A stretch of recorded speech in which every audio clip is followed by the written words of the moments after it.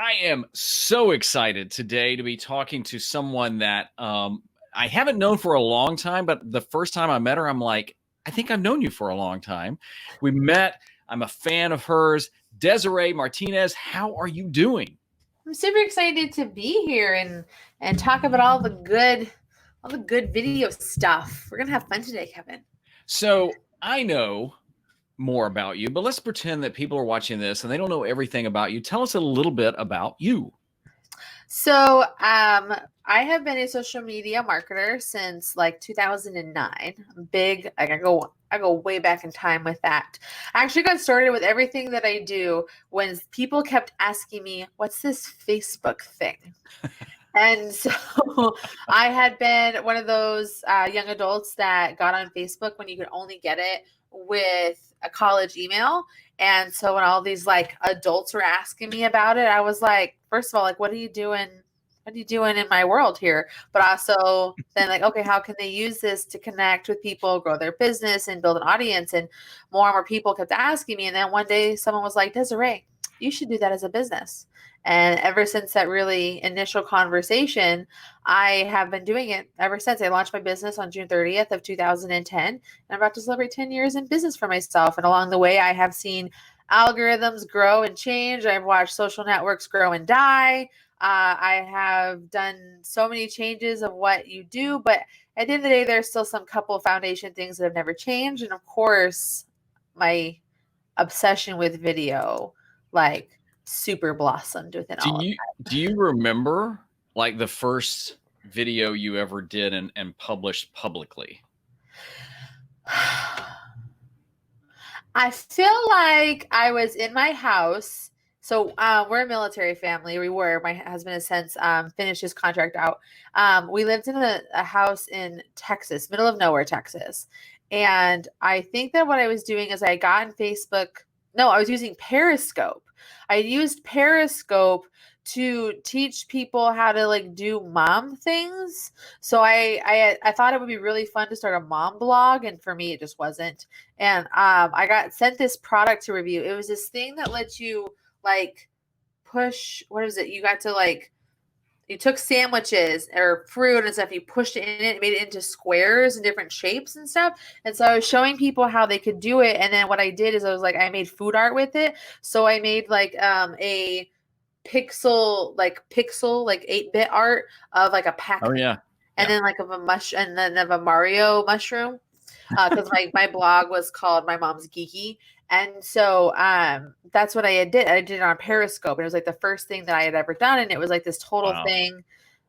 Like I really liked doing it. I think what I liked most about it with live video is like nowadays, like how we operate today is like it's a whole like production quality. Like even in this video where we're doing it, like we're using StreamYard, which is this really great third-party app that lets you create really great things, and there's you can do overlays and add in extra videos and have all these extra like graphics, like what we see right here, right? Like this gets to put back in those days. It was like, look how real and like dirty my background is, and like what's makeup, and like I probably shouldn't hold the phone here, and like it was just a whole like thing, but people just loved it. Yeah. So it was so that brings up a good question though. Do you think that it is easier now to get into video, even live streaming, than it ever has been before? I think that it's always easy to start. I don't think it's easy to be good. Like I think like that's what the difference is I think that now we as viewers we want a certain level of quality when it comes to our live streams. Like we have this expectation of like how things should look, what your background should have going on. Like, I need to be able to see you? You should probably put on makeup if you're a lady, all that kind of stuff. And I'm just, there's this, as I said, that set expectation of like what you're supposed to be doing.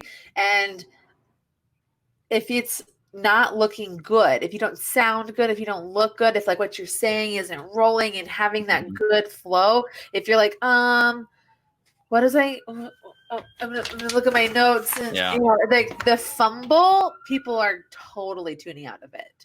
So I think like that's like where we've changed, and it's a viewer expectation change. So once people started creating better quality stuff and all these third-party tools came out, these ways to make it better, we as viewers became like, that just kept moving up our bar of expectation. And so it makes it harder for people to go live. But I think that you have to have those crappy lives in order to like figure out what to do. And I've had plenty of those. Thank you. I'd like to think I'm leading the charge for anybody who's scared out there.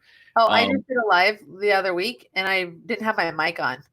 I mean, so we veterans fix the mistakes still. Yeah.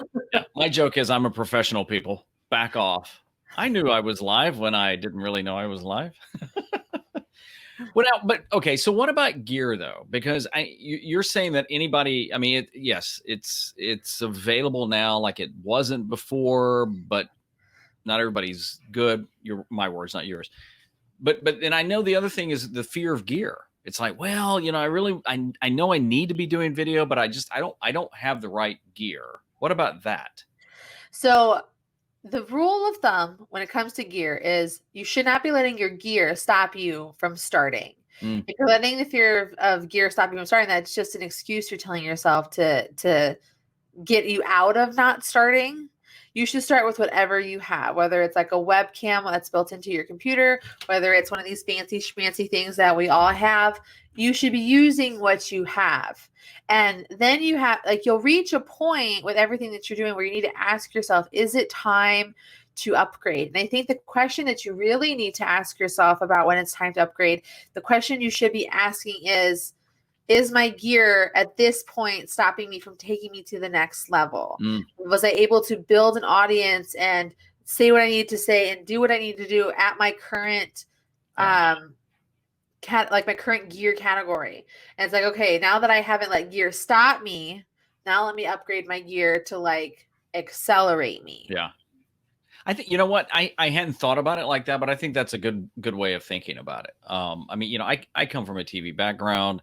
We were always around gear. The last company I worked at, I mean, we were our owner never wanted to be second on anything. So we were buying stuff. We used to joke that the serial number was always like 01, you know, but I do get that though, where folks are like, I think they want to jump into great gear. It's like, use what you've got, start, grow, but then you can up your game too. Yes.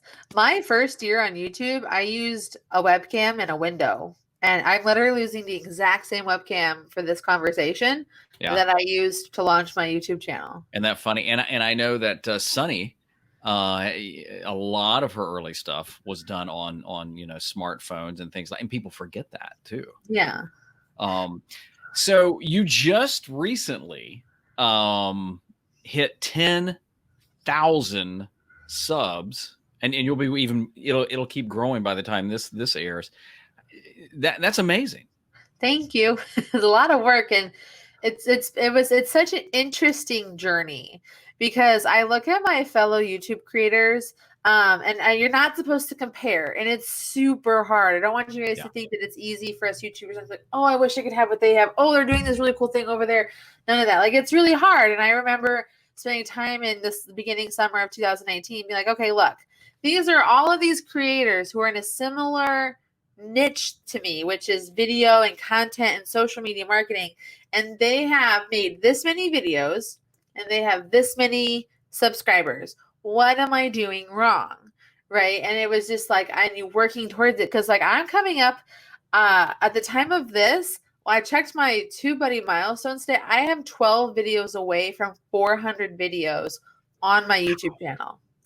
And there are people that are like your Nick Nimmons and your Jessica Stansberry's, where they're like in the hundreds, early 200s. And I'm like, but they have exponentially more subscribers and stuff than me. And I'm like, what am I doing wrong? And it can just get really frustrating. Yeah. But you just I think that for me, it was a lot of like, it was getting clear.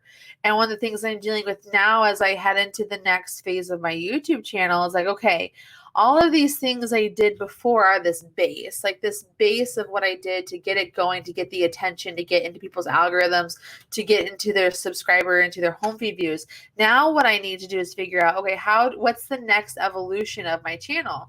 I recently watched this really great video from Tim Schmoyer, and he said something awesome. He said, when you think about TV shows have a shelf life of about 7 seasons if it's a really good series.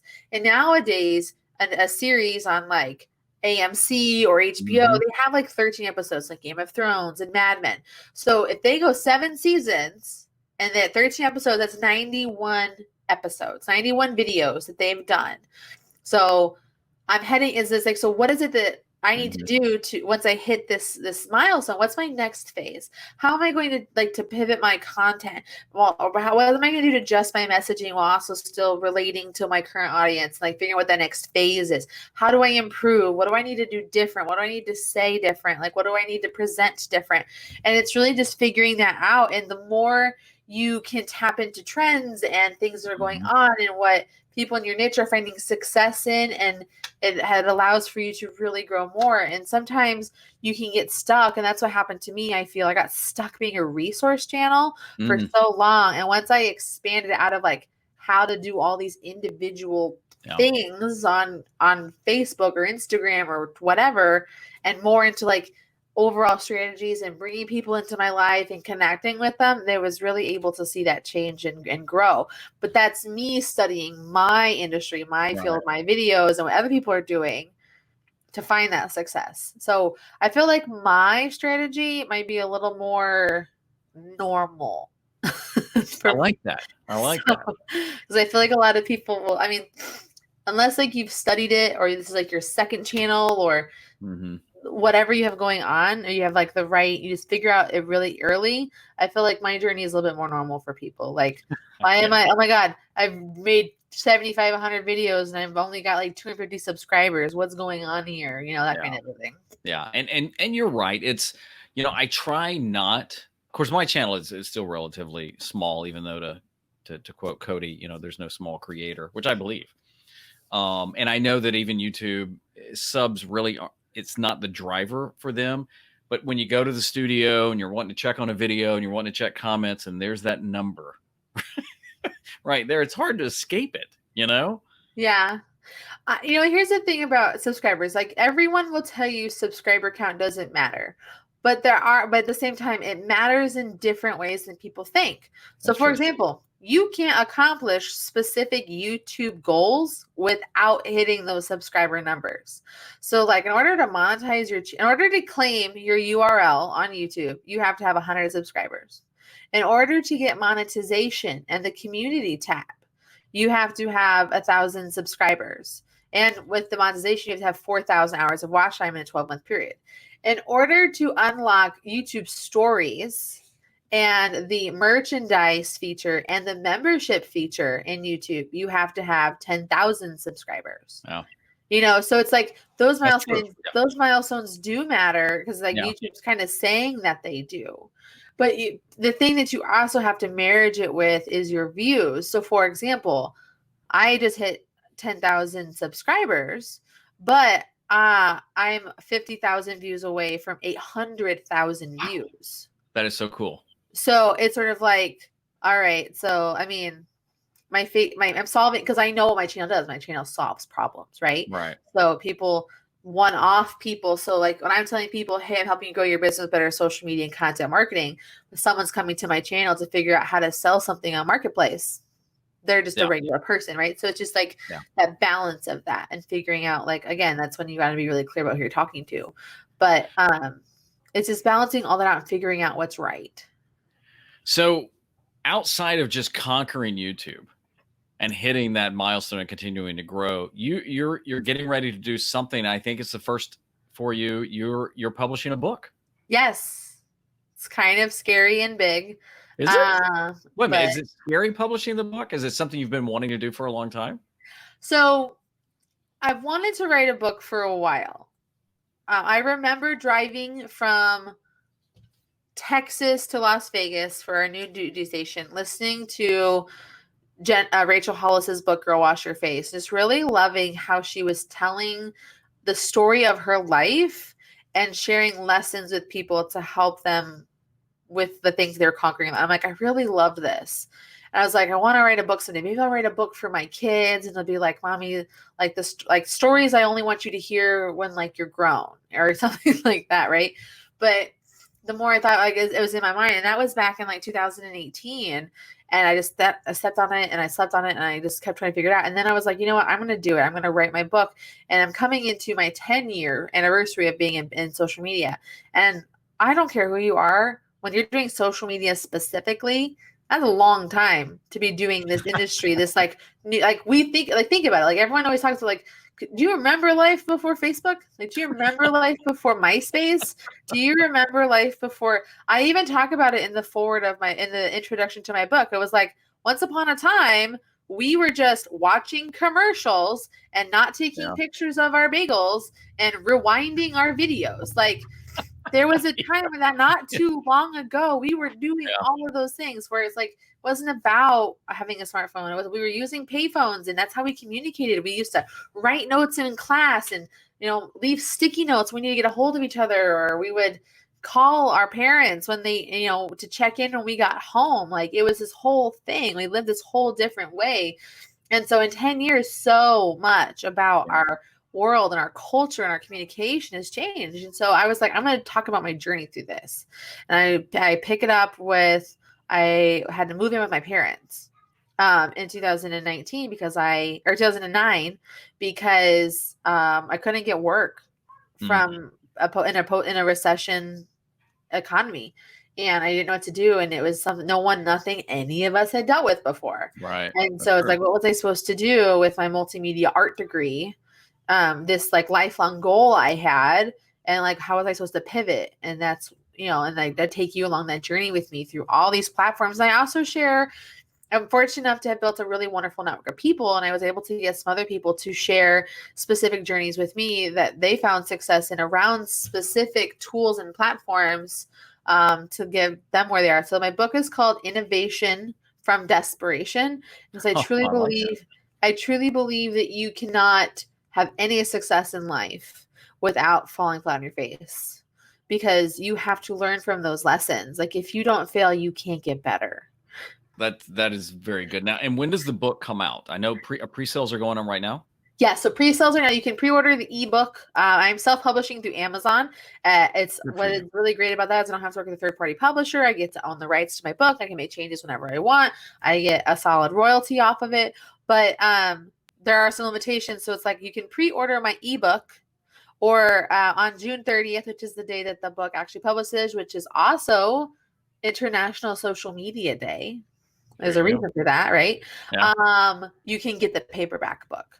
And so I know that Kevin will have links to where you can go check that out and pre-order it or buy it. Yeah. Whenever you watch this. Yeah. We'll put a link to all of that, including all of Desiree's contacts down in the description, so you guys can go. The best way I can describe the book is it's a business memoir, to take you on the journey of somebody and what they've done and how things have changed and give you things to think about. And of course, I share with you like my foundations of like, no matter what the platform is, no matter what the algorithm does, these are the things that never change, right? But it's more about like this journey of mine, and I think that I think it's just an important story for me to tell. And kudos to you. It's, I have this do list. I even stopped calling it to do, because in my mind, if I always just call it to do, one day I'll get around to it. And write a book is on there, and I haven't done it yet, but it's on there. Set a deadline and tell everybody about it. That way you have to do it. There you go. But see, now you'll have new content, because there's an audience out there wanting to know, well, how did you self-publish? How did you get to that? And that's huge, because then you can turn around and share that story too.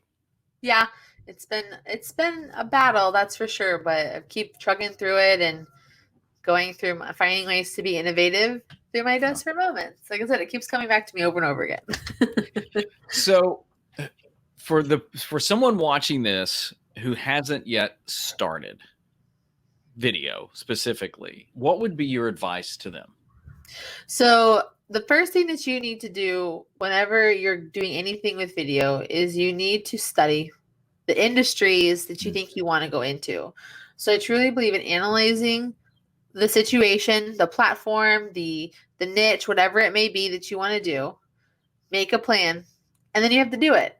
It is so easy to want. It is so easy to study. It's not quite as easy to put together a plan, but you still have to to think out what you want to do.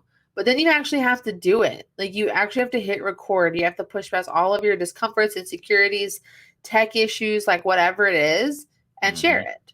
Yeah. And I think that there are a lot of things that you need to remember. Like if you're going to commit to it, there are a lot of strategies that people will tell you to do. My strategy that I coach people through is like solve people's problems, write down the top 10 questions you get asked all of the time and answer each one in a video.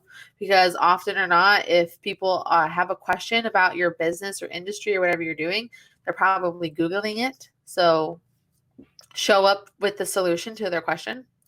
But I really think that a lot of it is just beyond knowing what you want to say is just having the gumption to do it. And I truly believe that if you can help somebody, if you can do something different, better than anybody else, if you have a piece of advice that they can do, you need to know that you have an ethical and moral obligation to share that with them, because you could change someone's life. That's true. Like you could be the answer that someone was looking for. You might think that your niche is oversaturated. You might think that it's too late to get started, but that's not true, because you're the only you that there is out there. You're the only one that can tell the story and teach the thing your way. And you might be able to connect with somebody just because you're a woman or you're a man or you're Black or you're white or you're Latino. You speak Spanish and they don't. You speak, like there's a place for you. Carve it out and tell the world and just start. I promise.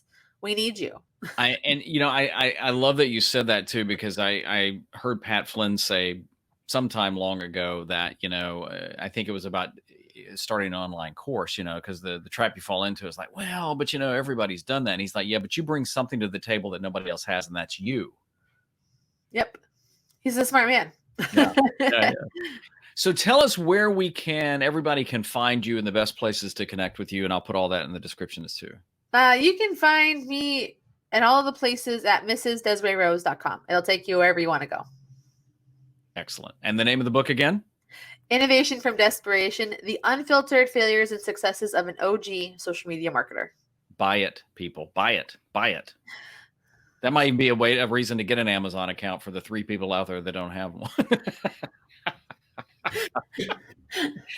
Thank you so much, Desiree, for taking the time and your content. I know I've learned a lot from it, continue to learn from it, and I wish you nothing but success, especially with the book.